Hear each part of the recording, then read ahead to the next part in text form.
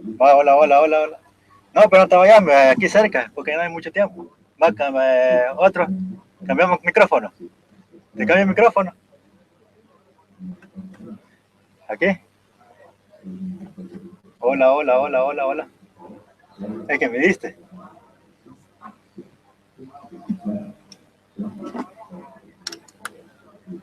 Hola, hola. Iván, Iván, Iván. Hola, hola, hola, hola, hola, hola. Hola, hola, hola, hola. Hola, hola, hola, hola, hola, hola, hola, hola, hola.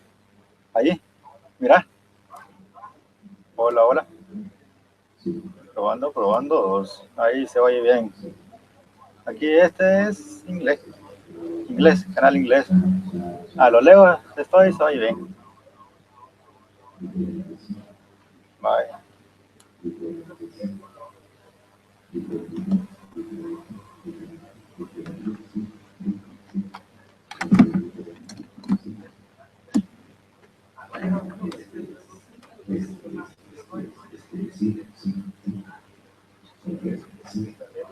Ahora, no, no, no.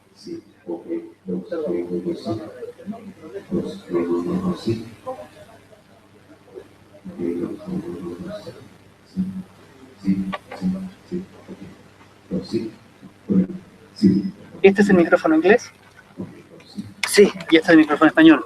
Cuando yo esté No, interpretando...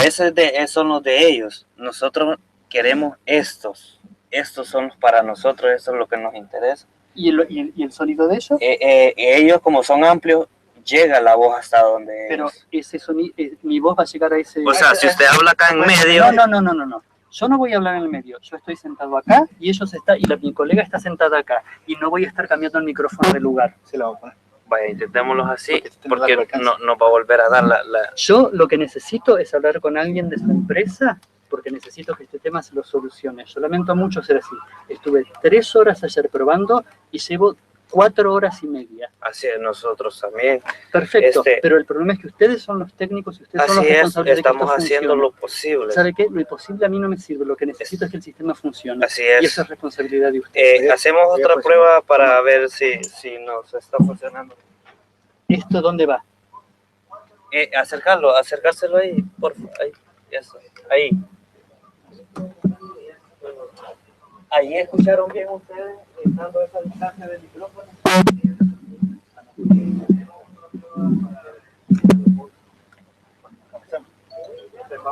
Vamos ahorita.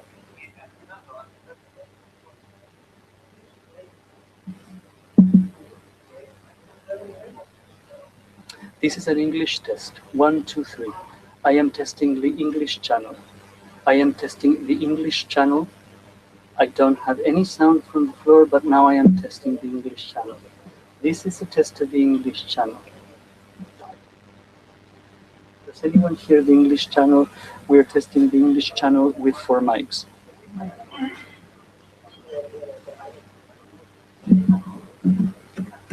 Este es el canal español. Estoy probando el canal español. Canal español. Esta es una prueba del canal español. Este es el canal español. Estamos probando el canal español. ¿Escuchan todos?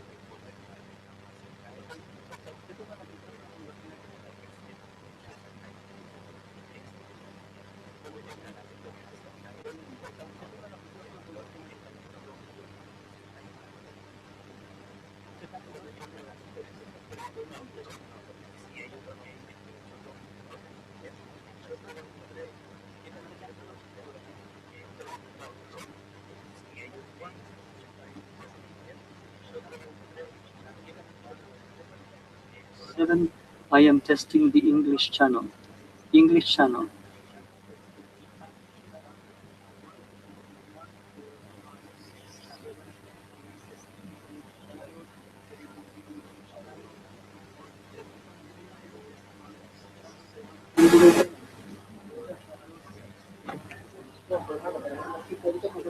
¿Qué pasa? A ver, hola, hola. Inglés, inglés. Ahí sí me escuchas. Hola, hola, hola. Hola, hola. Espérate, recibís audio. Ajá. Tiene que estar el micrófono así como de enfrente, cabal de boca. Más cerca. Hola ahí. Ahí, ahí sí te llega bien. Hola, hola, dos. Sí, ahí sí. Sí, escucha bien, tiene que estar el micrófono enfrente, así de boca. Sí, pero no lo vamos a hacer el micrófono de frente.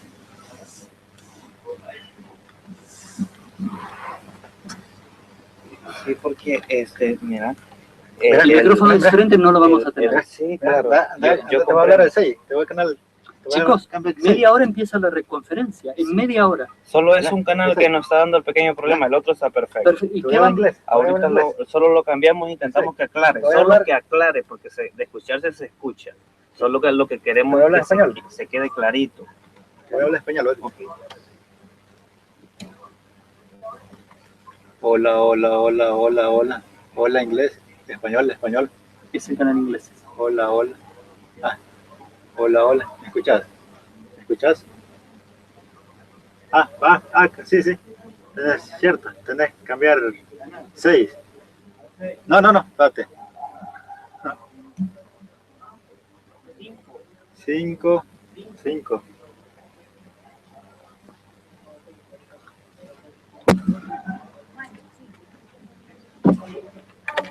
Hola, hola, hola, hola, hola, hola, hola. Hola, hola. ¿Me escuchás? ¿Me escuchás? ¿Me escuchás? ¿Me escuchás? Hola, hola, hola. Hola. Miran el teléfono, doña Ute, por favor, hijo. Uy, te está marcando. Pero márquenlo.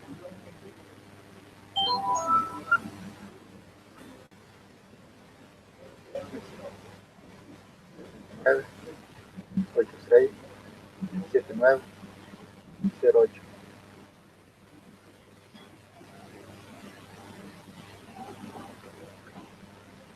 No, deme otro.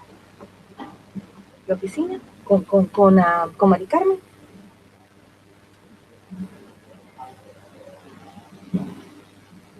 ¿22?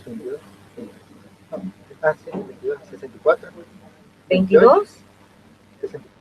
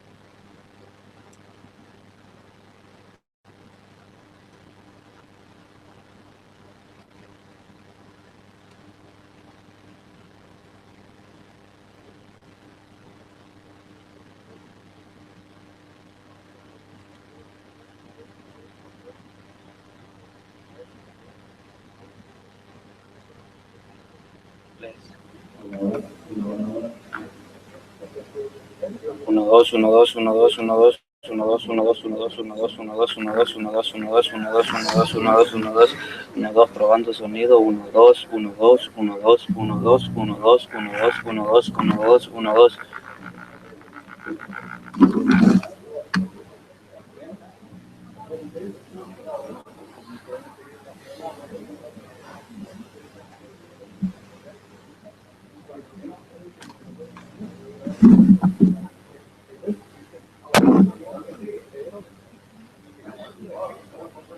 Cambiaste canal, ok. Ey, cambiaste canal. Cambiaste canal. Canal. ¿Ah? ¿A cuál? Habla, que hable. Estás escuchando en el canal 5, en el 5, en el 5, ¿verdad? En el canal 5. Canal 5, canal 5, canal 5, canal 5. Este es inglés, y el español estamos bien. Ya sabes que ese canal ya no lo toquemos porque está perfecto. Esa es la cosa. Pero me escuchas bien, me escuchas perfecto, ¿va? ¿Verdad que sí? Pues sí. ¿Va?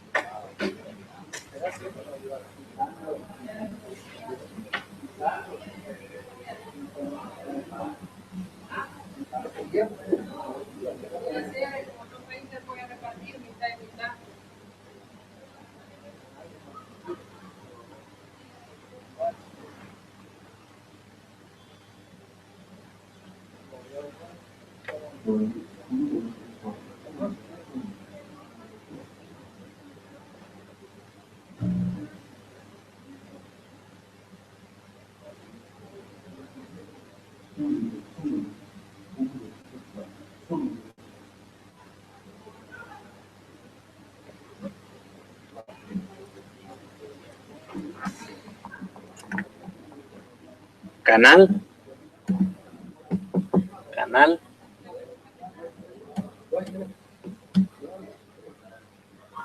2.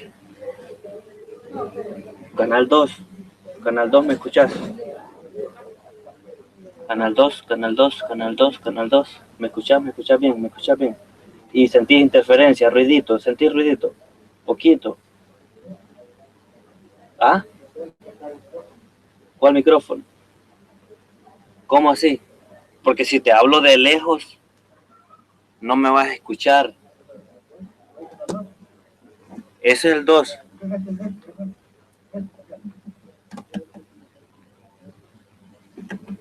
Al canal 2. Vaya, ¿me escuchas? De lejos me escuchas. Inglés. Este.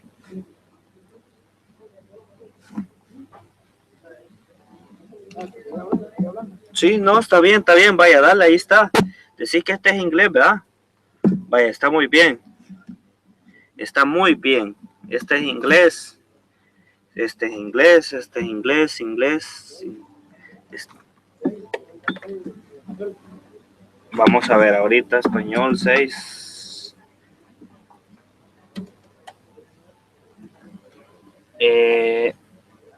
Vaya, estamos canal 6. Canal 6. Canal 6. Canal 6. Ahí estamos. Ah, Yo te oigo, pero ahí en lo lejos. Hola, hola, hola, hola, hola. Español, español. Muy lejos, muy a lo lejos, muy a lo lejos oye. Muy a lo lejos.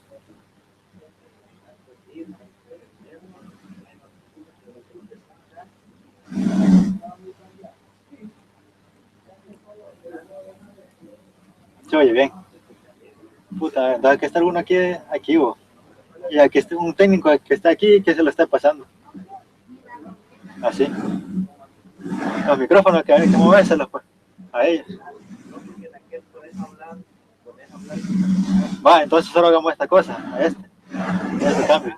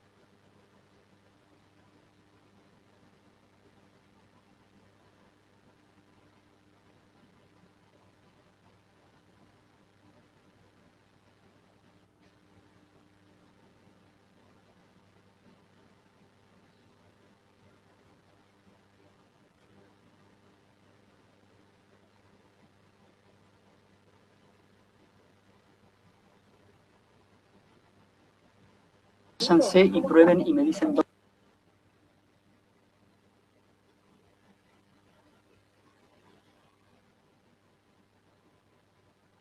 problema? No. ¿Ya está encendido ese? Ok. Yo le escucho bien. Ok. ¿Qué canal quiere probar? ¿El inglés o el español? El español, porque el español Este tiene... es el español. Ok. Lo que necesitamos Es- acá es poner Este es inglés, que es este. Inglés acá. Y este es el español, que es este. español e inglés. Ujú. Ok. Sí. Bueno, váyase y probémoslo. Ok. I was here 2 hours ago. You were here at Exact- 9 in the morning. Yeah, that's true. That is very true.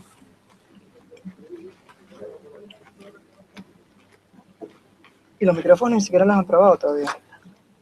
Inglés. I am testing the English channel. 1, 2, 3. I am testing the English channel. This is the English channel. 1, 2, 3, 4, 5, 6, 7, 8, 9, 10. I am testing the English channel. This is a test of the English channel. We are testing the English channel.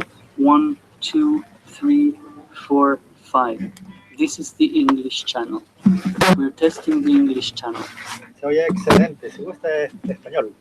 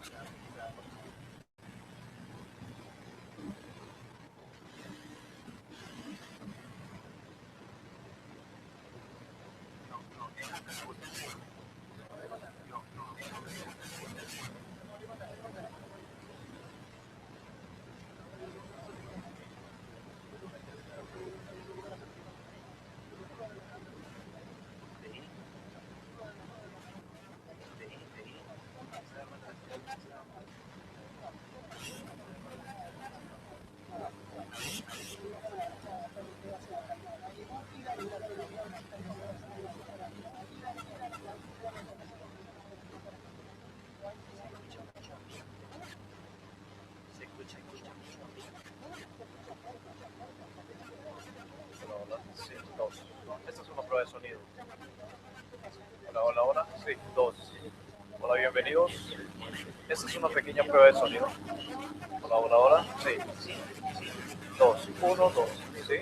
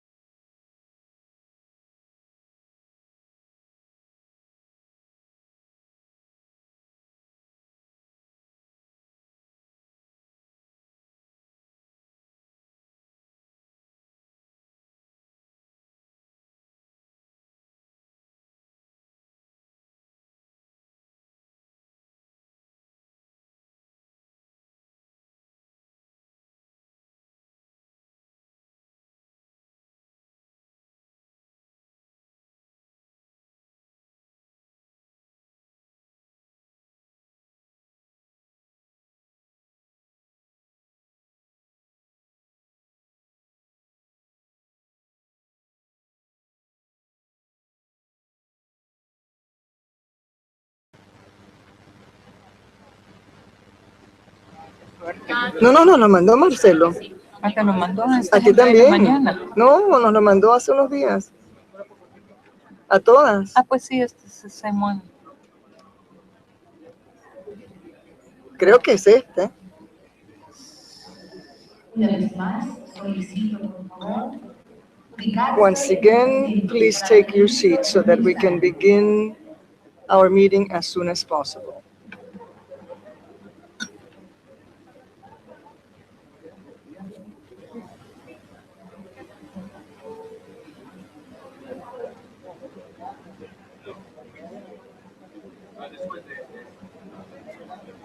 Si gusta para que no esté esto para arriba, si gusta le pongo tierra y que quede Ok, así. perfecto.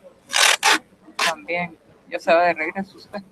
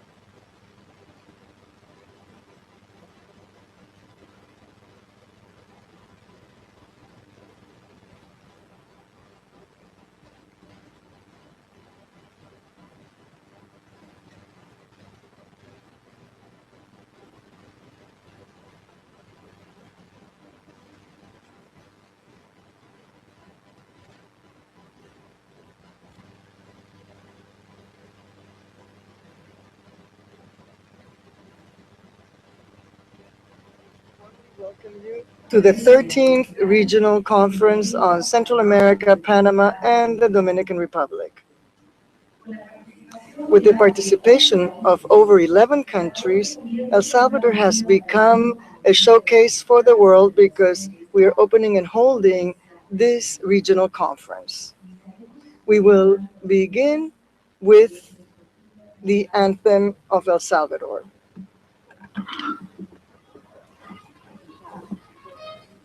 Yo siempre me pongo de pie. I'm sorry. I do that all the time. Testing 1, 2, 3. Testing 1, 2, 3. Testing 1, 2, 3.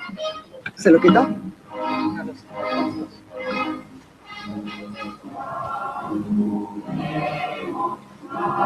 Bueno, yo la verdad es que me voy a sentar porque esto Sí. tengo que concentrarme. Sí, tú dale.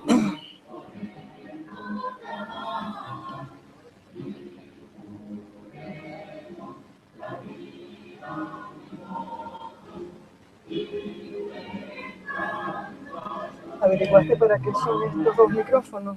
¿Cómo? ¿Averiguó para qué son estos dos micrófonos? No. Yo creo que ustedes saben. Quizás están Dice desconectados. inglés, ella dice no sé qué. Imagino que están agarrando el inglés.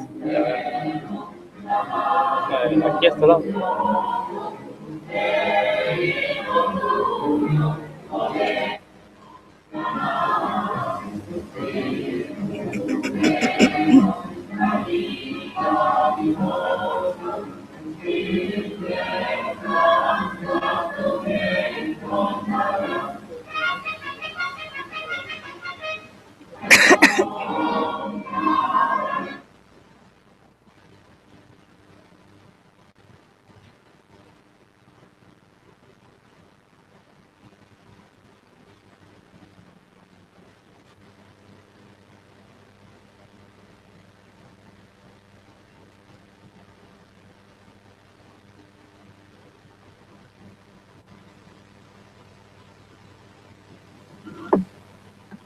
You can take your seats. It is an honor for me to introduce the members of the Bureau. Mr. Roberto Lorenzana, Technical Secretary of the Presidency of El Salvador. Mr. Mitsuhiro Furusawa, Deputy Director, Managing Director of the IMF. Mr. Cáceres, President of the Council of Ministers of Finances of Central America, Panama, and Dominican Republic. Mr. Marlon Taura, President of the Central American Monetary Council. Mr. Ricardo Fernandez, President of the Central American Council of Bank, Insurance, and Other Institutions Superintendents. We would also like to greet the various delegations of the invited countries, as well as the representatives of international organizations. We will now begin hearing Mr. Furusawa.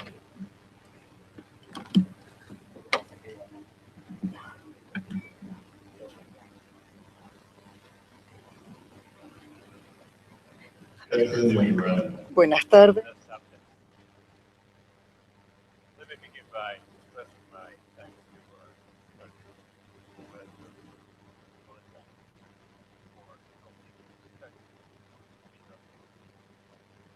I also thank all of you, Central Bank Governor, Finance Ministers, and Bank Representatives, and other for attending. It's a great honor to be here at the and Deputy Managing Director. This is the first time that I take part in this However, for 30 years, this conference has served as a key forum for discussion of key economic and financial issues, and has become an integral part of the policy the IMF and economic authority. As in the past, I'm sure that this conference will provide a great opportunity to analyze the key currencies happening in the region and the appropriate policy to address them. This is the second time the regional conference was held here in El Salvador. The last time was here 7 days. Since then, the region has made tremendous progress consolidating affordable and financial.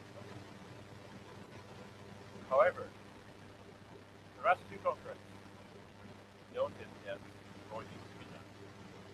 We credit the policy buffers that were used during the global financial crisis and create more opportunities for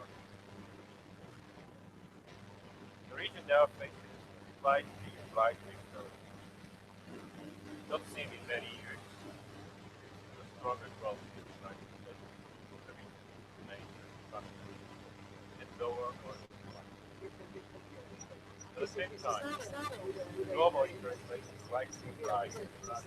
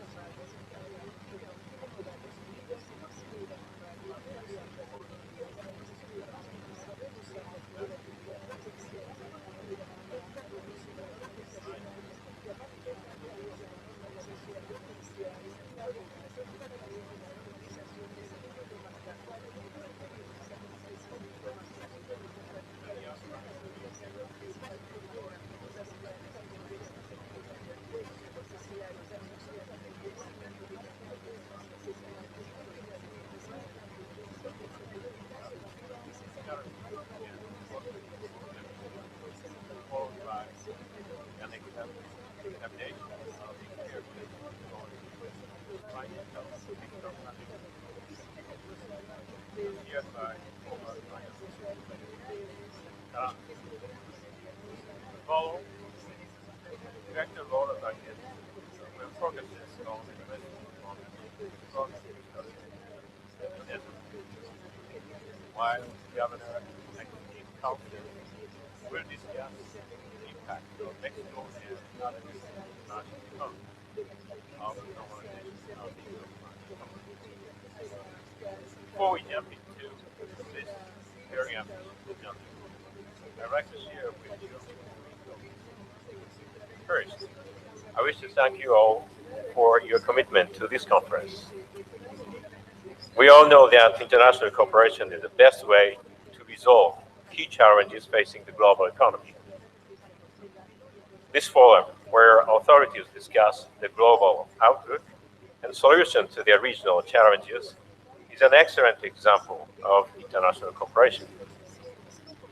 Second, I want to assure you that the Fund, its Western Hemisphere Department, and I personally understand the multiple challenges that you face as policymakers.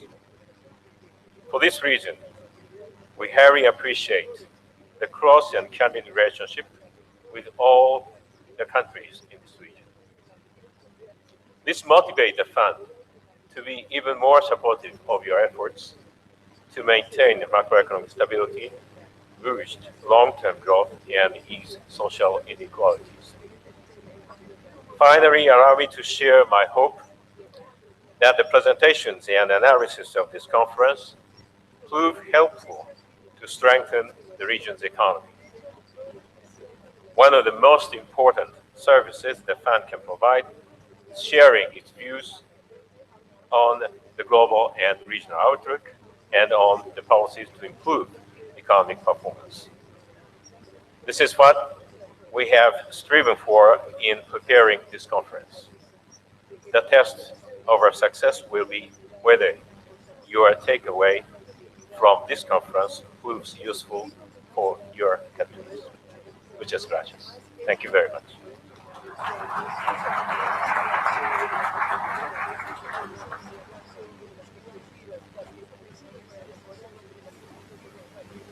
A continuación, escucharemos We will now listen to the message of Mr. Roberto Lorenzana, Technical Secretary of the Presidency of El Salvador.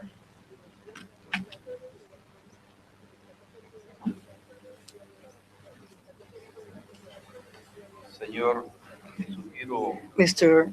Mitsuhiro Furusawa, Deputy Director of the International Monetary Fund, Governors of the International Monetary Fund, Executive Directors of the International Monetary Fund, Marlon Tabora, President of the Central American Monetary Council, Minister Carlos Cáceres, President of the Council of Secretaries of Finance of Central America, Mr. Ricardo Fernandez, President of the Central American Council of Superintendents, Ministers of Finance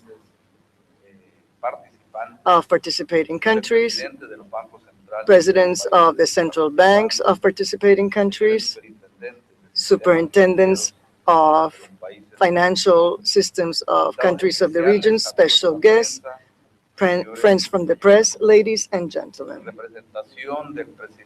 Representing the President of the Republic, Salvador Sánchez Serén, and on behalf of the government as well as of our country, I would like to warmly welcome you to this 13th Regional Conference for Central America, Panama, and the Dominican Republic, organized by the International Monetary Fund and the central bank's members of the Central American Monetary Council.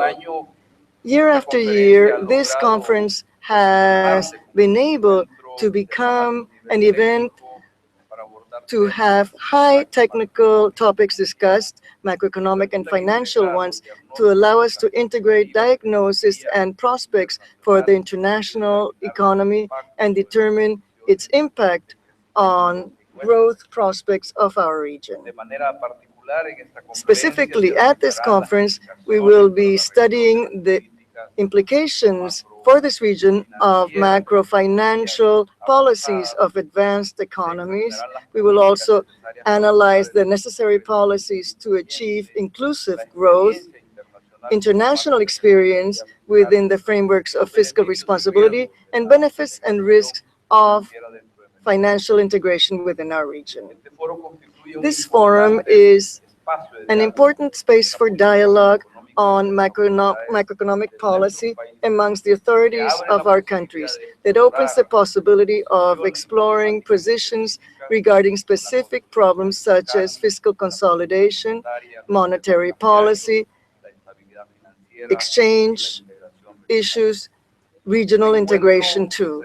This meeting is being held within a context that shows that there's been a recovery in the economy of the United States, a reduction in prices, a sustainable reduction in prices of hydrocarbons.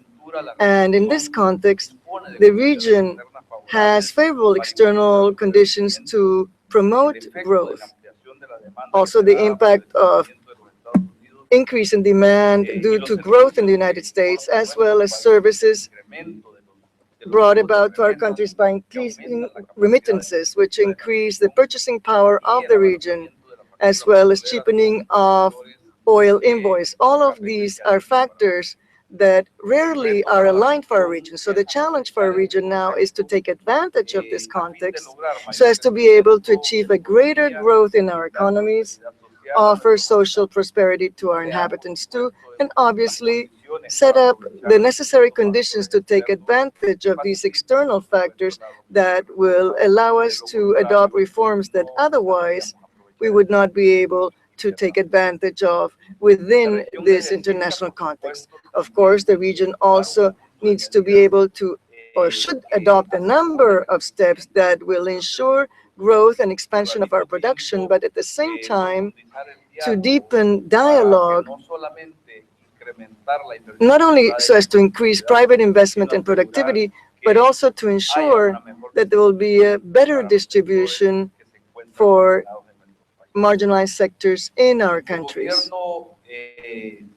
Our government is trying to take advantage right now of these conditions, and we believe that this will contribute, this dialogue will contribute to deepen our reforms. It is important for us too to find out about other countries' experiences, the contribution that international financial institutions have made to solve the major crises that we have seen throughout the world in the last few years. El Salvador is still surviving the 2008 financial crisis, but at the same time, we're reformulating and adopting policies to promote our growth. We are aligned in this way, and in general terms, all sectors of the country feel and believe that a main objective is to generate employment and to have our economy grow. Within the framework of this conference, and to conclude, I would like to express my appreciation to the Deputy Director of the International Monetary Fund, Mr. Kurosawa, for visiting us and for your interest in meeting with the various sectors of the country, sectors that are stakeholders in our country's economy. We believe that this rapprochement is important, this dialogue is important, because in this way, the IMF will have a more objective view of the situation of the various sectors of the country. We also would like to thank the guest speakers, Mr. Agustin Carstens, Governor of the Bank of Mexico, Mr. Luis Carranza, former Minister of Finances of Peru, Mrs. Laura Vangues, Director of Economic Policy of the Netherlands. We would like to thank all of you because El Salvador is very happy that for the second time it is the site for this regional conference. In this case, the 13th regional conference. I hope that your technical discussion will be very productive and that you have a pleasant stay in our country. Thank you so very much.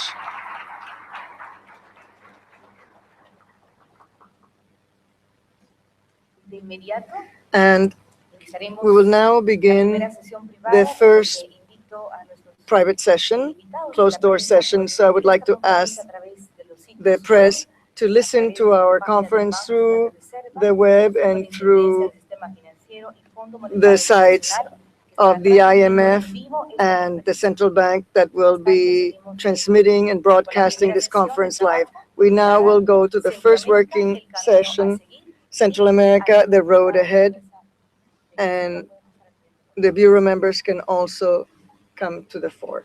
Thank you. Tú tenés la presentación esa. Yo no tengo ninguna presentación. ¿Mm? Yo no tengo ninguna presentación de nada. ¿Qué presentación dices tú? Que las mandó, la voy a ahead. ¿Cuál? Ah, sí, sí, déjame buscarla. Porque yo tengo Sí, mi sí la tengo. computadora allá. Sí la tengo, sí la tengo. A ver. Acuérdate que esto es inglés y esto es español. Sí. Ok. Déjame. Chistoso. ¿O quieres que te mande a...? No. Espérate. Déjame buscar. Shit.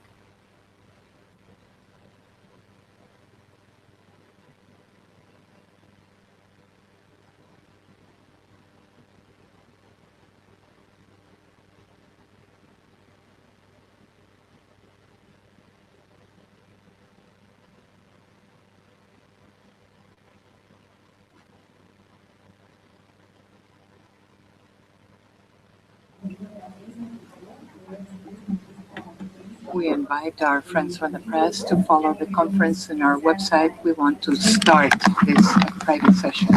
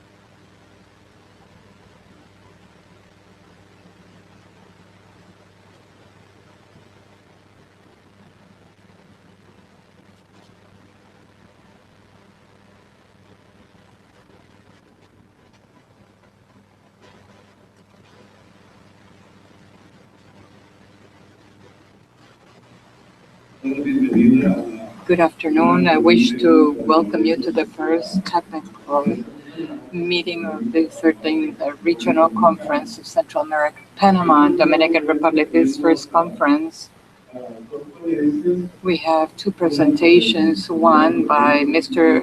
Lorenzo Figlioli, who is the head of the Central American Division of the International Monetary Fund, and one by Ana Corbacho, who's the Deputy Division Chief, South American Division of the IMF. Later, we shall have a coffee break, and after that, we will continue with the presentation of Mr. Luis Carranza, who is the head of economics, the Department of the Universidad de San Martín from Peru.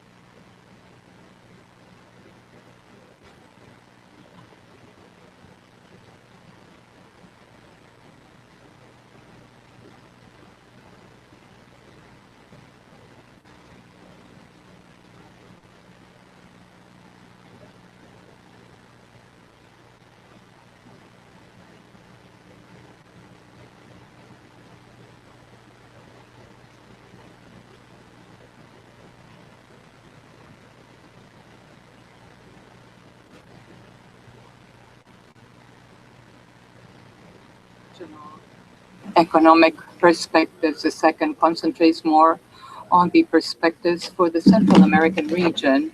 The third, we shall analyze the strengths and vulnerabilities of the Central American economies. And finally, we shall give our vision of the policies that would be adequate to limit and reduce economic vulnerabilities of the region. Starting by the world perspectives,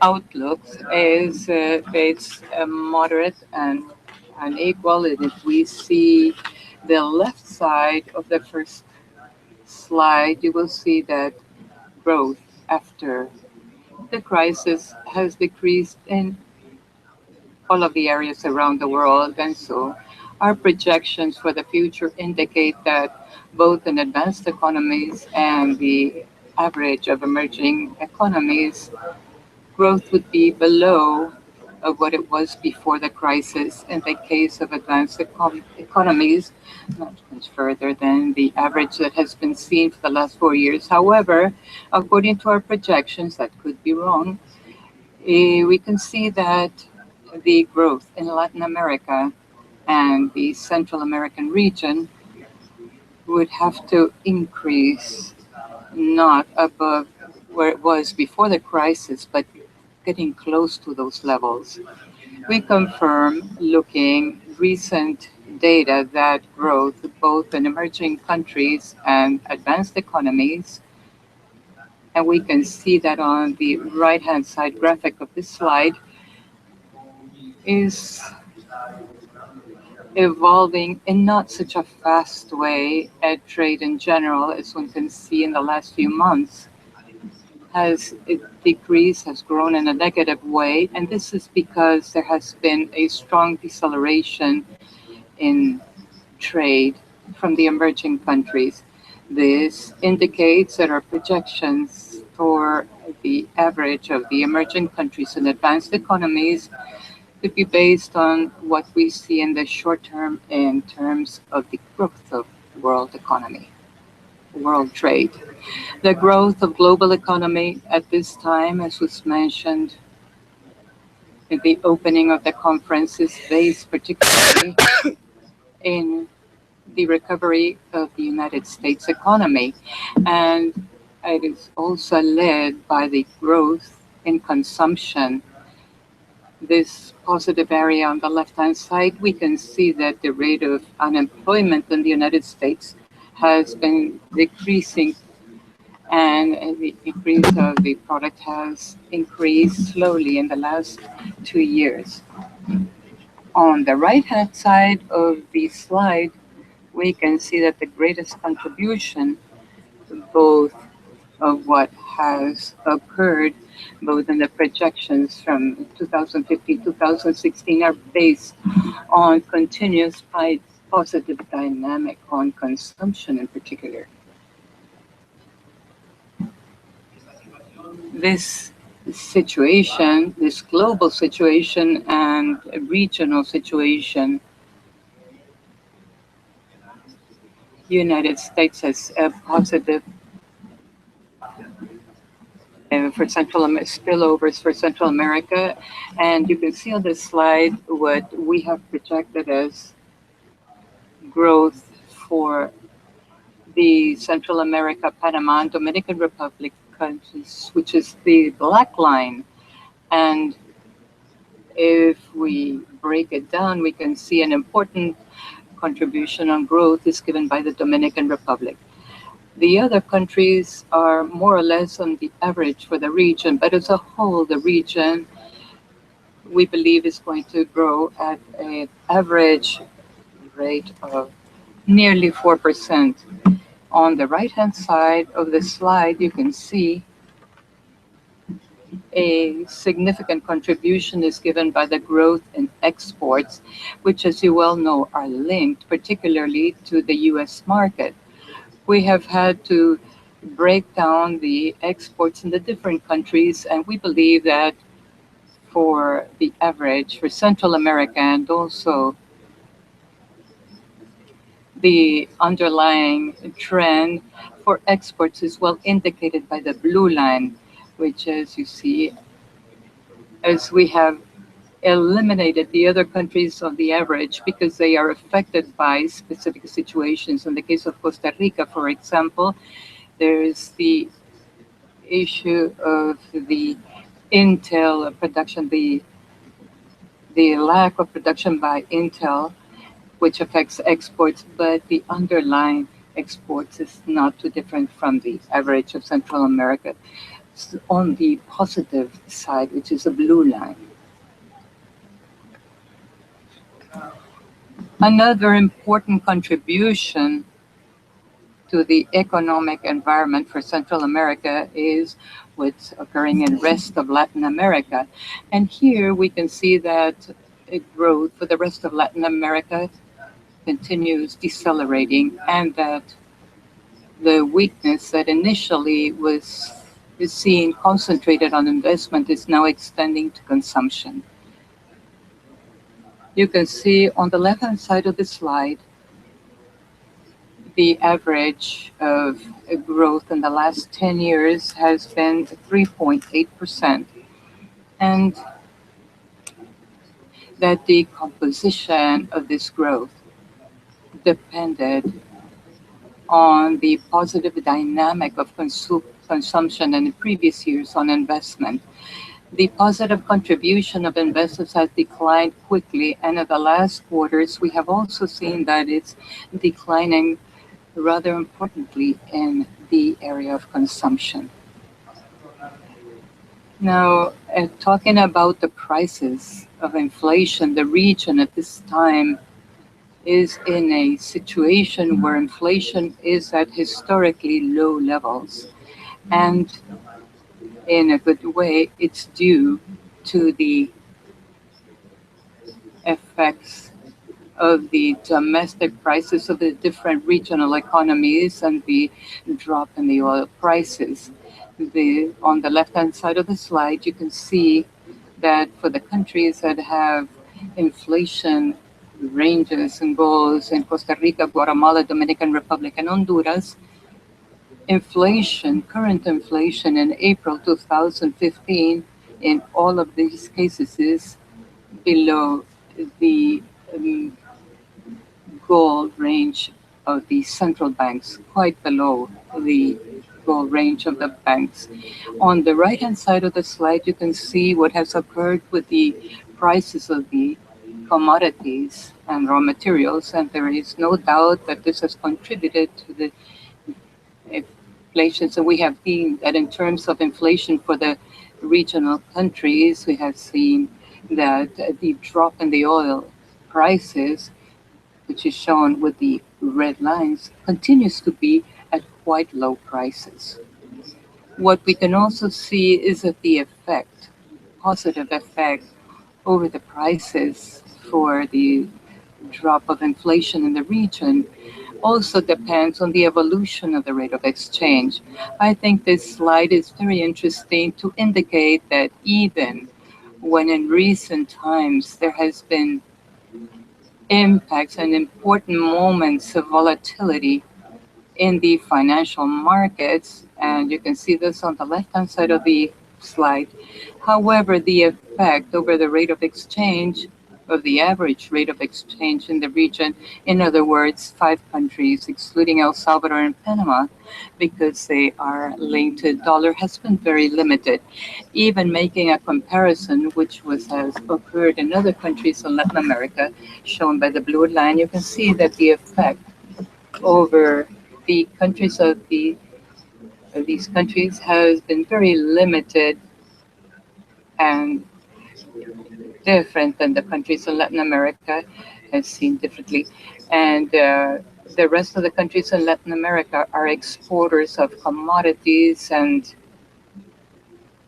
of hydrocarbons in some cases, and therefore have seen the rate of exchange greatly affected because of the drop in the prices of the raw materials. Now we go to the second part, which concentrates more specifically over the outlook of the region. And what we are projecting for the different countries of the region, as you can see on the left-hand side of the slide, is that the growth will remain at moderate levels for countries that still need to grow at a rapid pace. In many cases, or in several cases, we believe that there will be an increase in growth, for example, such as the case of Costa Rica, Honduras. In the case of El Salvador, this is because of reasons that I mentioned earlier. This is the positive effect and the drop in the oil prices and the positive effect of the recovery of the economy of the United States.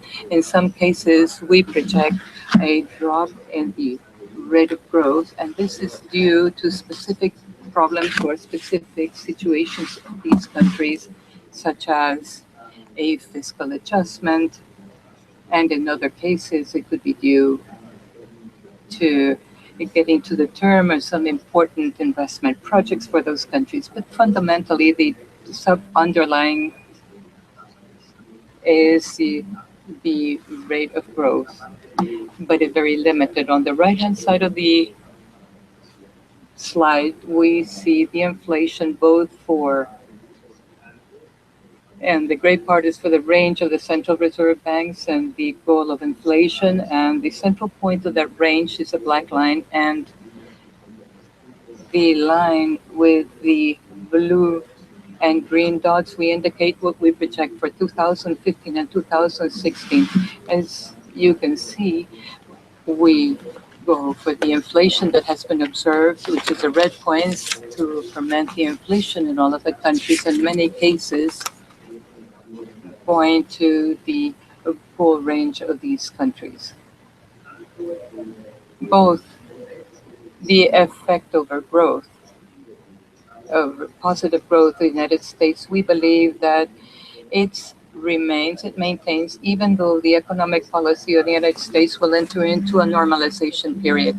The reason for which we believe that the net effect of the normalization of the monetary policy is effective is that the Central American countries depend, or the channel of international trade towards the United States is more important than the financial channel.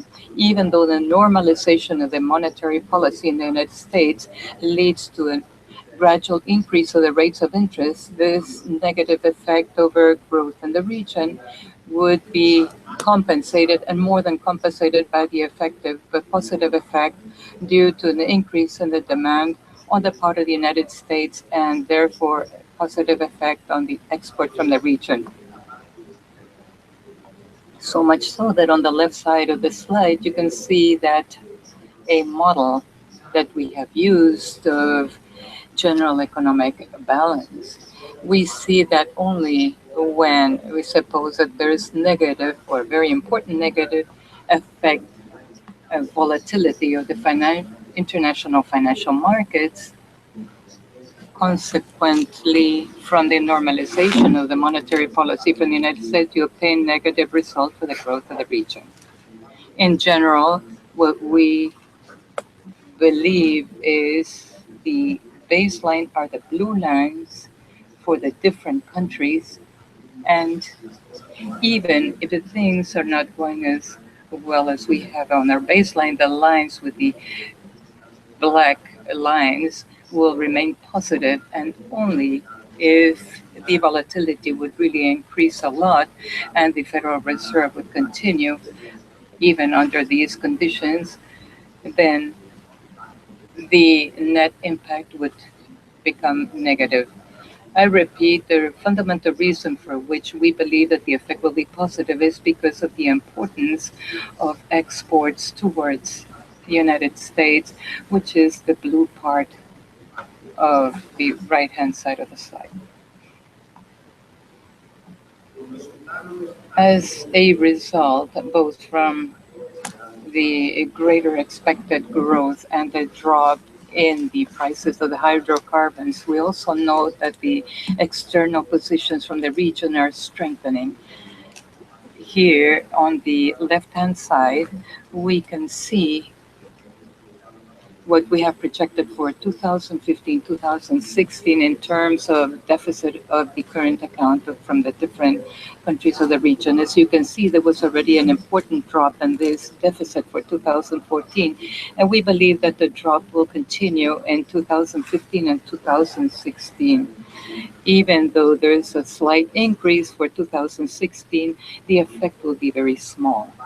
One part or a contribution to this result, to this improvement on the current part of the balance of payments is due to the good dynamics that we have projected in current transfers of the countries that have international remittances that are so important. As you can see on the right-hand side, this effect, this improvement is due because of the low prices of oil. On the left side of this slide, you can see what is the effect over the balance of payments from the different countries that we have projected as a consequence of the drop of the weight of the inflation, of the oil price, in 2014-2015. Also, there is a positive effect over inflation, which is still on the left side of the slide. The blue part is a positive effect on the current account. We have also made estimates of the impact and the drop of the oil prices in growth and the fiscal balance, and this is on the right-hand side of the slide. You can see that it depends on the different countries, but the positive impact on growth is estimated between 3/4 percentage points in the case of Dominican Republic and quite less in the case of Panama, but even so it is positive. The effect over the deficits of the fiscal situation of the governments is a bit more controversial because the effect is more positive in the countries that have significant subsidies linked to energy, and it is very little or even negative in the countries that do not have the subsidies, and the only thing is that they see is a reduction of what they receive from taxes as a result of the drop of the hydrocarbons prices, and this you can see on the right-hand side of the slide. Talking about risks, we think that the most important risks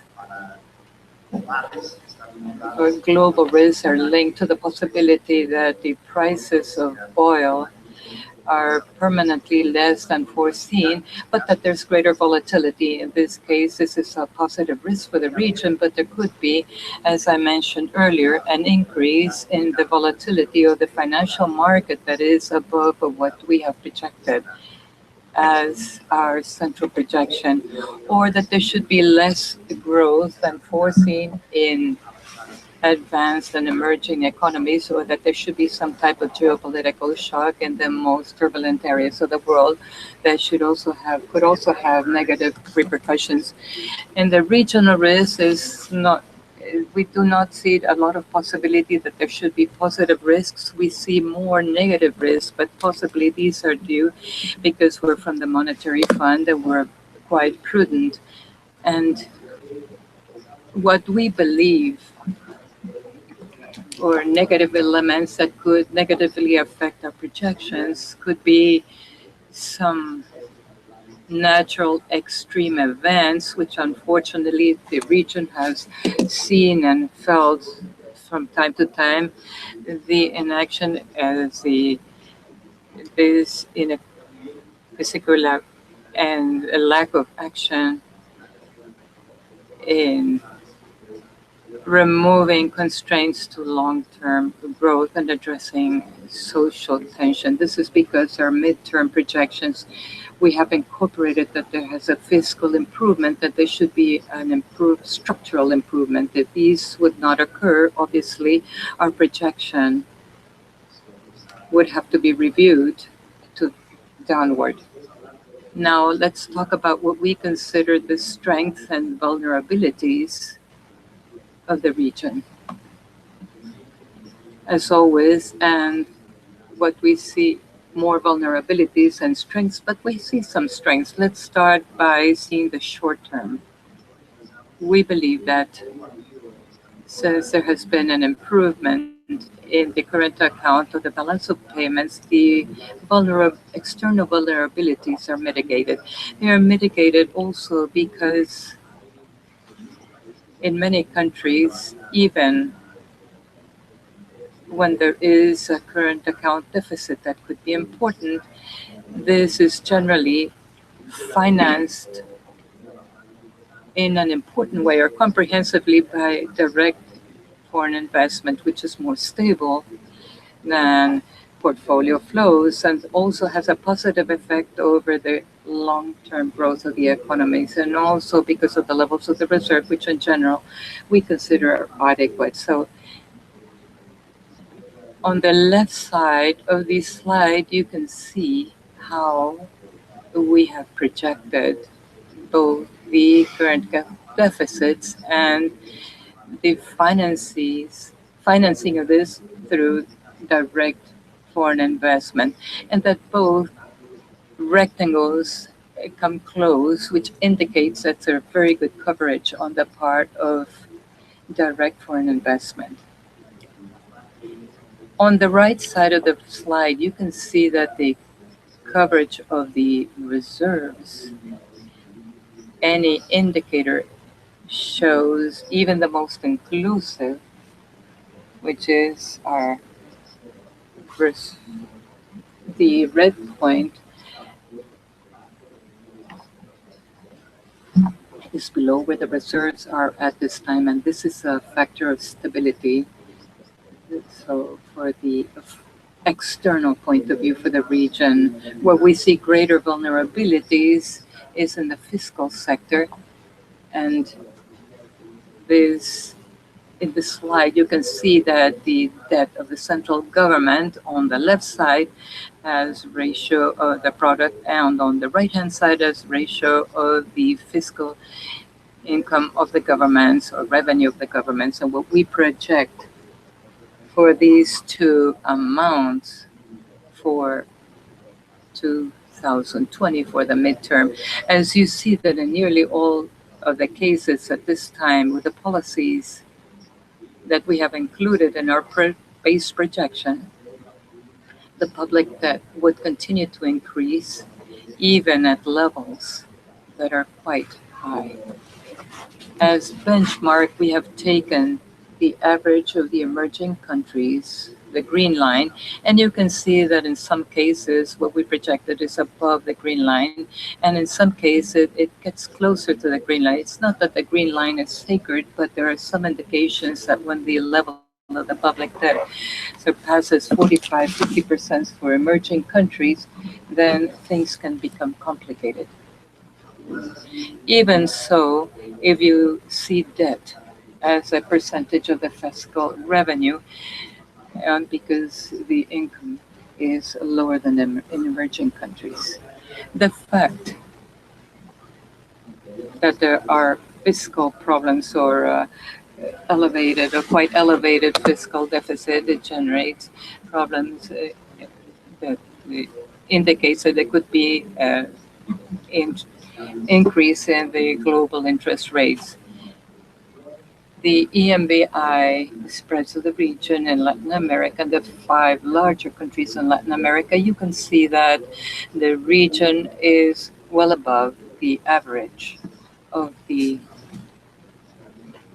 largest countries of Latin America, and also that there is a lot of volatility, which indicates that if there were the international markets would become nervous, the cost and the facility of financing the deficits in the long term, the cost would be more expensive and the facility could become complicated. And this, you can see it on the right side of the slide, even more so for the countries that have a large deficit and needs for growth financing to finance the debt they already have. That would be large. On the right side of the slide, what we estimate is a relation between the need of gross financing and the MBI spreads. There are many countries of the region that are above the line, indicating that this could be a vulnerability factor, particularly if the public debt continues to increase. Now going to the financial sector, and this is one of the areas of strength in the region. In general terms, we can say that the banks already comply or meet with the Basel III requirements, which do not exist yet. But this is from the point of view of capital requirements and liquidity requirements. The region has margins that are quite important. In the left side of the slide, you can see that they only include the counter-cyclical requirements of Basel III. The region is already below those requirements, but if you see the other measures that Basel III considers for adjusting capital, you can see that in almost all of the countries, the region is above or well above than the requirements from Basel III. And a similar conclusion can be seen looking at the liquidity indexes of the region, although in part the amount of liquidity in the banks could be an index of little efficiency of the banks, but even so, I think that it provides some assurance that there are margins or there's liquidity areas that in case are needed. However, there is some vulnerability around refinancing risk, as you can see on these two slides. Because credit growth rate has been very high, was very high before the crisis, has remained so since the crisis, and it is still significantly high. Our biggest concern, however, is not so much credit growth rate in itself, because we also understand that there is a need for financial deepening in the financial systems of the region. But there are some mismatches in terms of how credit is being granted by banking systems in the region. It's not so much that banking systems have a mismatch on their balance sheets, because assets and liabilities in dollar terms are more or less balanced. But as we know, they grant dollar loans to systems that do not generate dollars. And if there was some big switch in countries that are not adjusted to this, there might be problems for the banks. Banks also have been financed over the last years, both before the crisis and after the crisis, and even now. Their financing has been also coming to a great degree from abroad, and this might create problems for banking stability if there were abrupt shifts in the exchange rate. On the other hand, if we look at spillovers due to the exposure of international banks, we believe that these are limited, although the regional conditions are quite tight. On the left side of the slide, you can see, or the right hand, I stand corrected, you see a network analysis with data coming from the Bank of International Settlements. And what this analysis shows is that even with quite significant loss of assets in countries that grant loans to banks and to corporations in Central America, with a 10% loss in assets, the effect on total credit granted to different countries in the region would be quite contained. It would be equivalent to 4 to 8. Only in the case of Panama, it would be bigger, because Panama is a financial center. As a percentage of the credit granted to the banking system and to non-banking systems in each country. This would be a rather significant asset destruction. So our conclusion might be that the risk entailed for the countries in the region seems to be quite contained. And this is linked mostly to to problems that might happen in the US and Canada system, because the banks in the region, the non-banks in the region that are financed from abroad, are entities that are being financed through the United States and through Canada. On the right-hand side, and Ana Corbacho is going to address this after I am done, the interbank gross exposures in the region. This is within the region. On the left-hand side, we see the results for countries reporting to the BIS. Some of the thick lines on the right-hand side show that the cross-border interbank gross exposures for some countries are quite significant. And these exposures, these gross exposures, are rather significant indirectly. And by this, I mean through Colombia, Panama, and the United States. And as I mentioned before, Ana Corbacho will talk more about this later. In conclusion, the vulnerabilities in fiscal and external terms are quite pronounced, although the external vulnerabilities are decreasing, and we also have to pay attention to financial vulnerabilities. Although we believe that the financial sector is in a rather robust position, the green colors on this slide shows that we do not foresee any problems. The yellow area means that some attention should be paid, and the red blocks mean a warning.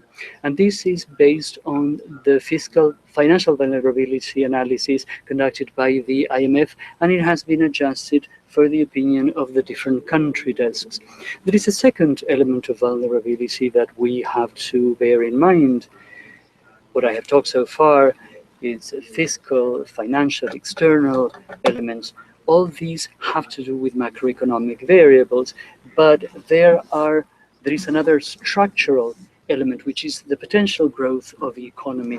And in this connection, we see a potential growth that is quite limited.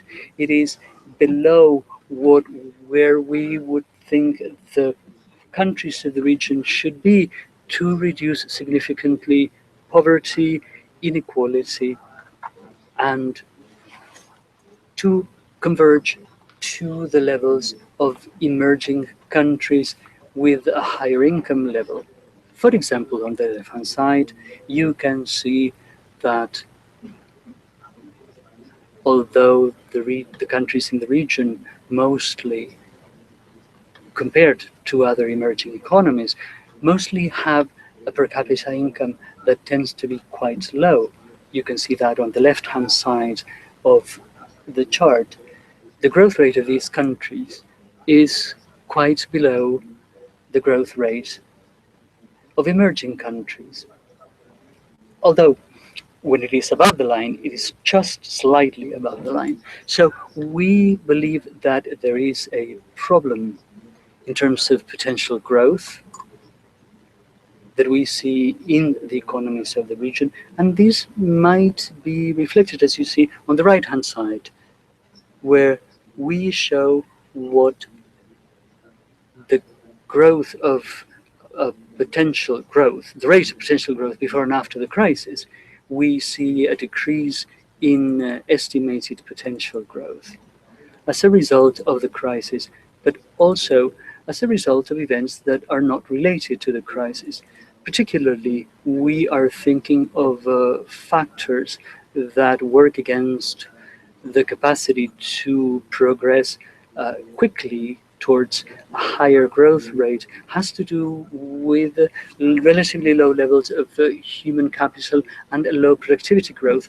On the left-hand side of the slides, you can see that the contribution of productivity to growth observed before and after the crisis for the countries in the region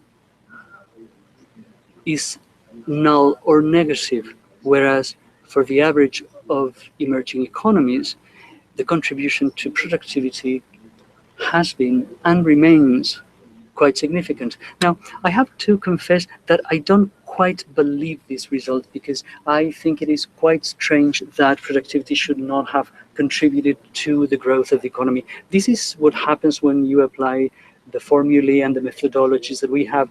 And although I might not be a believer, this seems to indicate that productivity growth in the region should be increased strongly.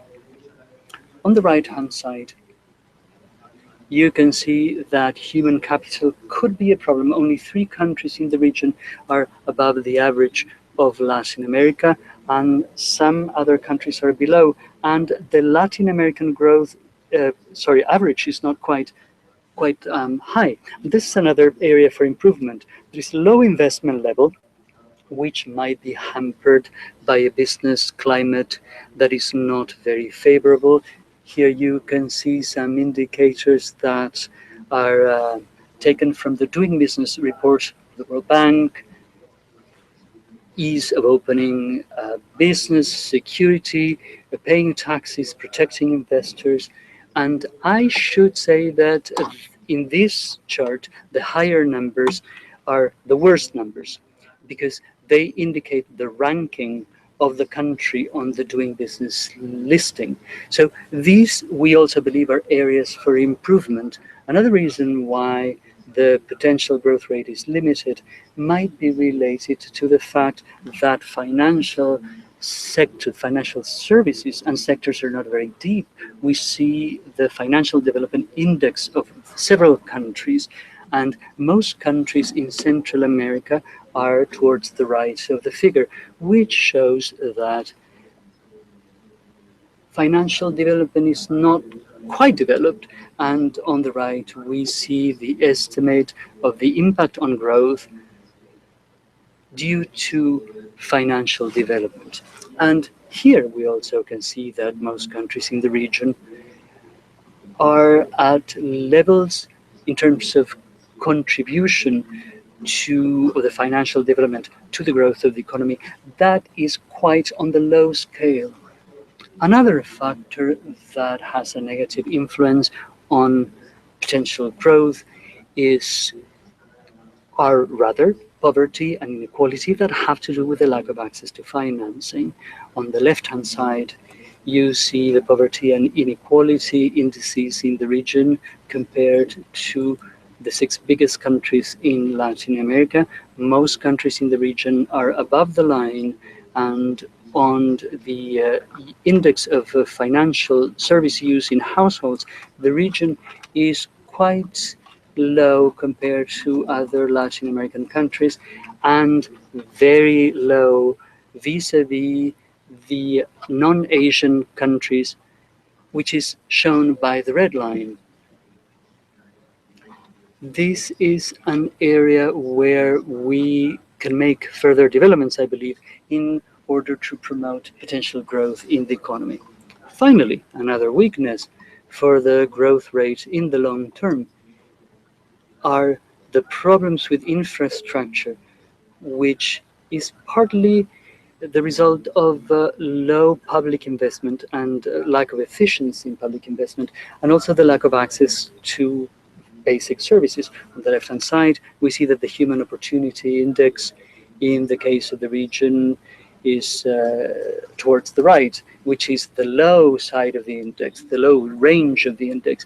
And on the right-hand side of the figure, you can see, first of all, that most countries are on the left side, which has a per capita infrastructure index which is quite low, and they are quite far away from the public efficiency frontier. So it's not a question only that accumulated investment is low, but there are also some exceptions, like in the case of Salvador, where public capital is low, but efficiency seems to be high.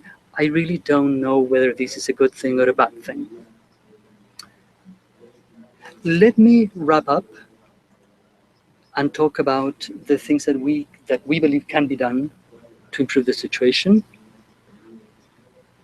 Inclusive, sustained growth, in our opinion, is the result of actions that can be taken simultaneously to improve structural, fiscal, and monetary and financial policies.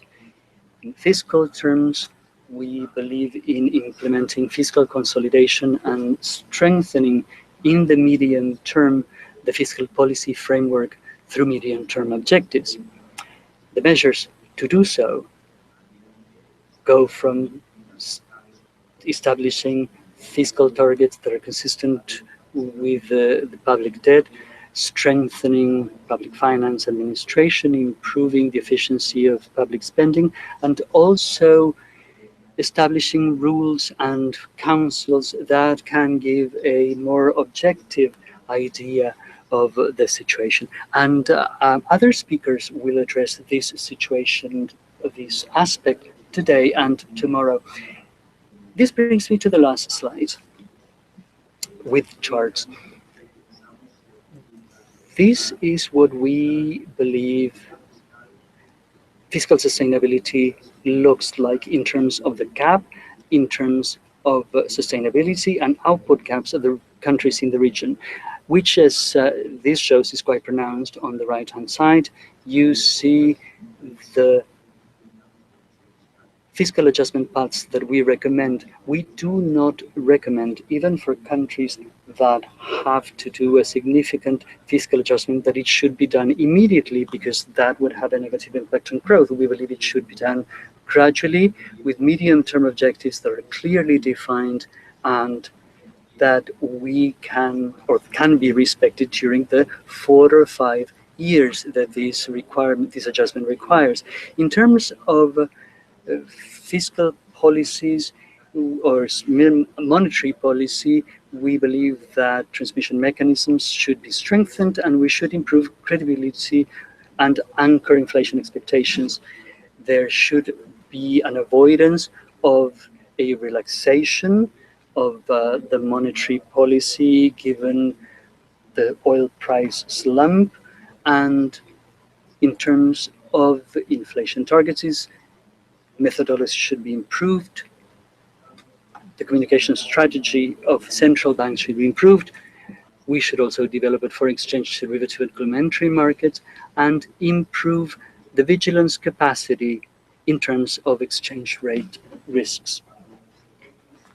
Regarding the financial system, we believe the goals would be to ensure and protect financial stability, which is already quite high, as we saw during the previous section of the presentation, and to minimize risks from currency mismatches. And this requires stepping up consolidated supervision frameworks to conduct test threats on the regional level and to ensure the full integration of systemic risk in the regulatory and supervisory frameworks. And obviously, continuing the transition towards Basel III. We also think that micro-financial regulatory instruments to address macroprudential risk should be calibrated, and I know that on Friday there will be a discussion on this topic that will happen after the conclusion of this conference. Lastly, and I don't want to bore you anymore, structural policies, because of the reasons why I've already mentioned, are very important to increase the potential growth rate of the economy and to reduce poverty and inequality. And we believe that concrete steps in this regard have to do with improving the business climate and removing barriers to business entry, continuing fostering integration of regional markets, increase public revenue to increase spend on infrastructure, education, security, to continue promoting the integration of the regional system of electric power, to foster financial market development and competitiveness, and strengthen financial institutions for financial inclusion. If there is a package of measures that would cover many of these issues, I think that potential growth rate could be improved significantly, and poverty and inequality in the region could be reduced substantially in the region. Thank you very much.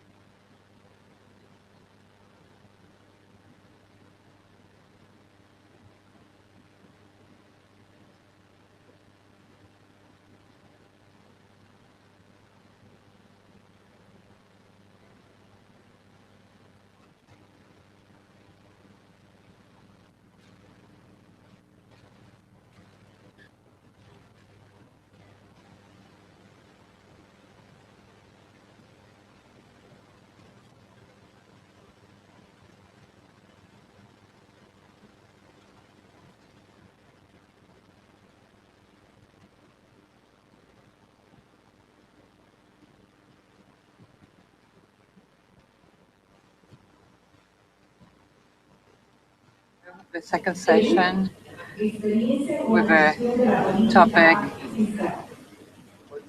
experience, Peru, experience with the fiscal policy.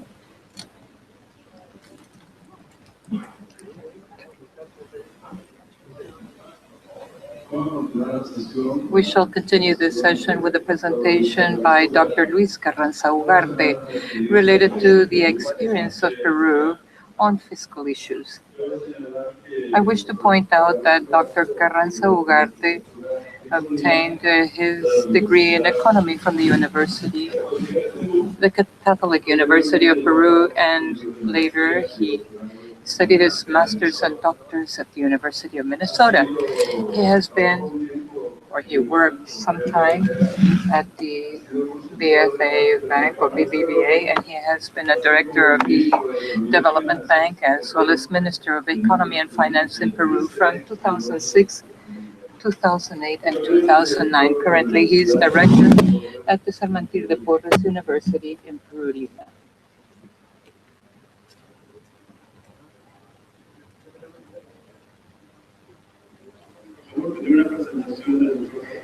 We will have a presentation from Dr. Carranza. 35 minutes will give us time so that we can formulate the concerns or questions, let's say for a 15 to 20-minute period. So please, Doctor. Thank you very much. I wish to start by thanking El Salvador for its hospitality and thank the organizers of the event for having invited me to share some ideas about the fiscal management in Peru. I don't know if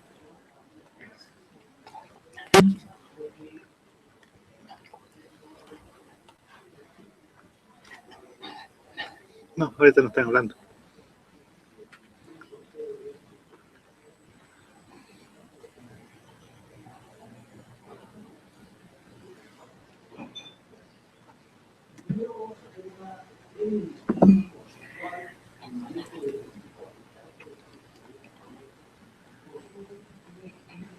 Sorry, I don't hear anything.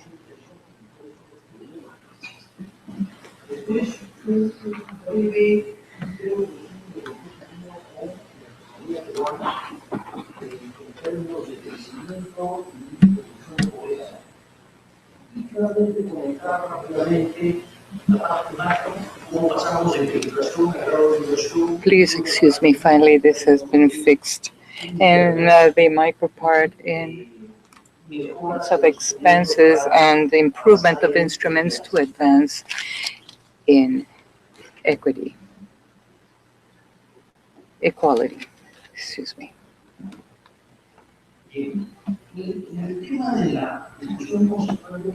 Regarding the conceptual discussion issue, I would like to reflect on something that all of the economic agents have, and these are the bias on the behavior, conductual economy, experiments in economy, neuroeconomy. Everything indicates that we are not over a base of pure rationality, but we have behavior bias. We value the present a lot, and the other is what they present as prospect theory. And basically what I want to do is present this experiment. In the experiment 1, we have option A that offers us 400 monetary units, and option B offers 1,000 with a probability of 50 and 0 with a probability of 50%. When this experiment is done, the people always chooses, for the most part, chooses option A. When we go to the second experiment of loss, and we have option A of losing 400 or option B of losing 1,000 with a probability of 50% and lose 0 with 50%, for the most part, people choose option B. When we combine these two behavior bias in the policymakers, we're human beings, and we see these bias things become very complicated. Because what I want to say is that we do not take the decisions that we must take in the adequate moment, and we expect that the problem doesn't occur or should occur to the next one.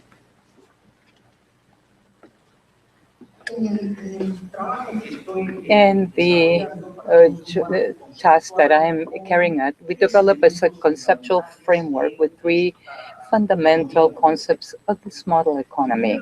The first one is a function of production and depends or not of capital, but it also depends on a variable that's an externality, and think about human capital or infrastructure, and then another variable that are structural reforms that impact on growth in the long term, not in the short term.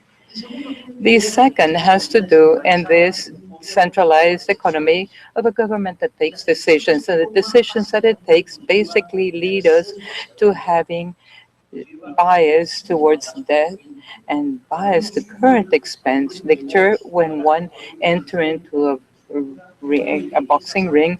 9 out of 10 assaults in the common current spending wins. All of the ministers that have had to have teachers going on strike, and we understand that clearly. And the third one is a hyperbolic discount, the urgency of having immediate results or resolving short-term problems instead of long-term. The last moment are rates of interest that depend on the level of indebtedness. Greater debt over the outcome, we have greater financial costs. That it's not internalized, the one that makes it debt, the government, but it does affect those who make private investment. So there's a private channel that affects the long-term investments.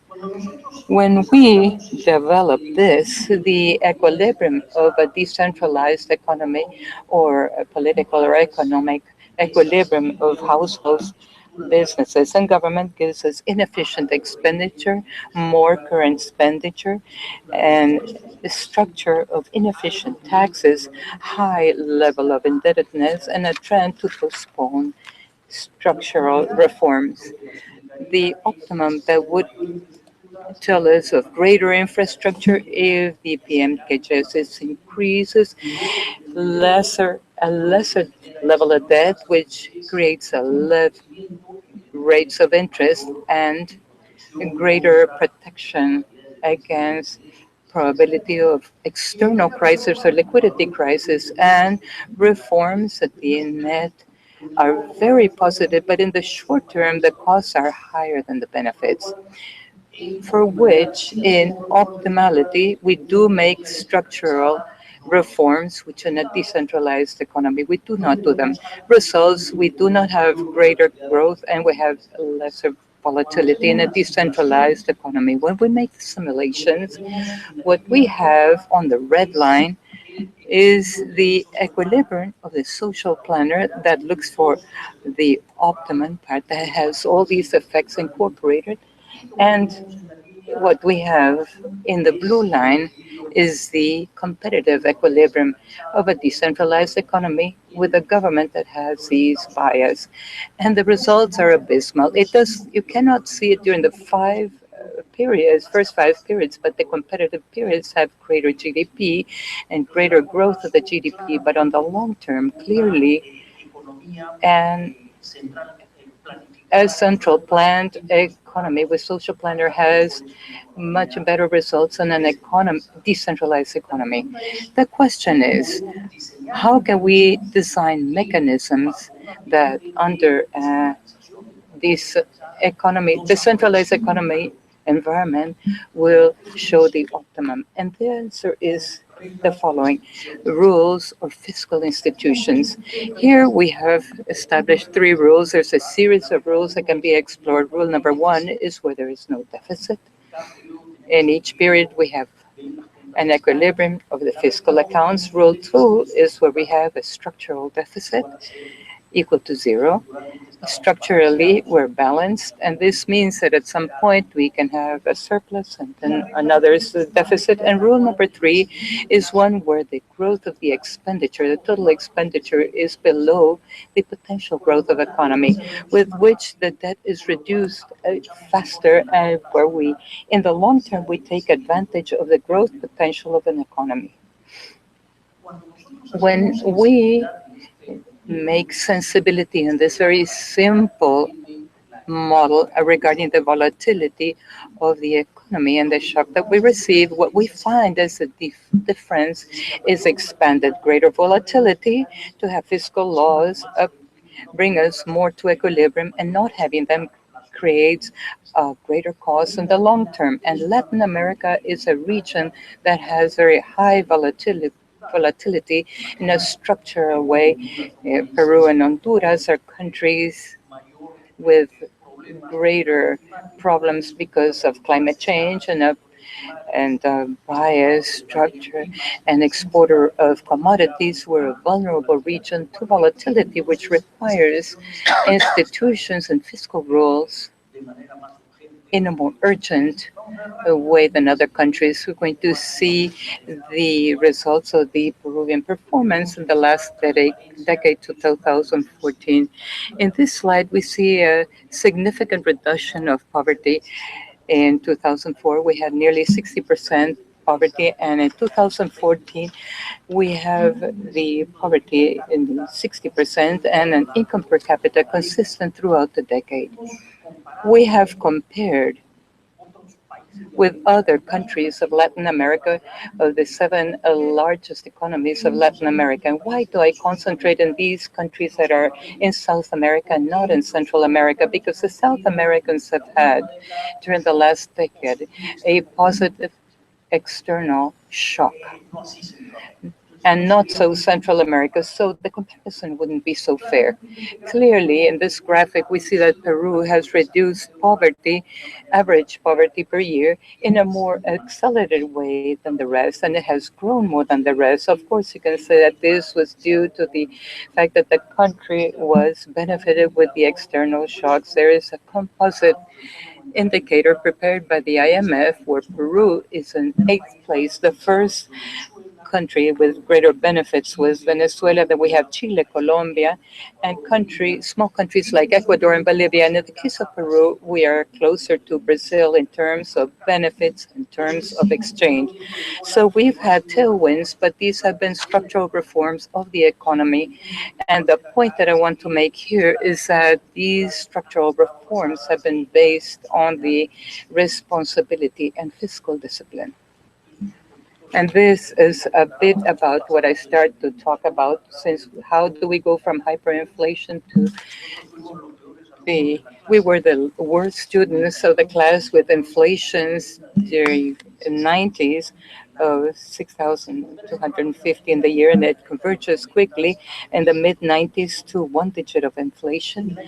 During 93, with the change of the constitution, we have independence from central bank, and this, although it's true, stabilized the monetary part. We had the stability in the prices, and the relative price variability was reduced. The fiscal part was not so good. During the 90s, we still maintained important fiscal deficits, and we had a slight surplus in 97, and fiscal result was nearly null. And then the crisis of 98 and 99 hit very hard some of the countries in the region that were very exposed and had a fiscal situation that wasn't too solid.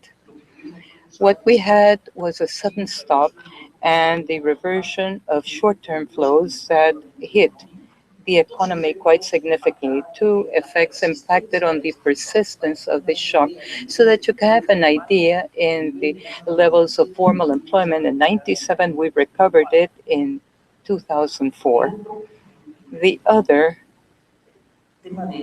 The issue of high dollarization of the Peruvian financial system, we have 90% of our credits in our local currency, and that hit us, and the lack of capacity of having fiscal policies and monetary policies counter-cyclical.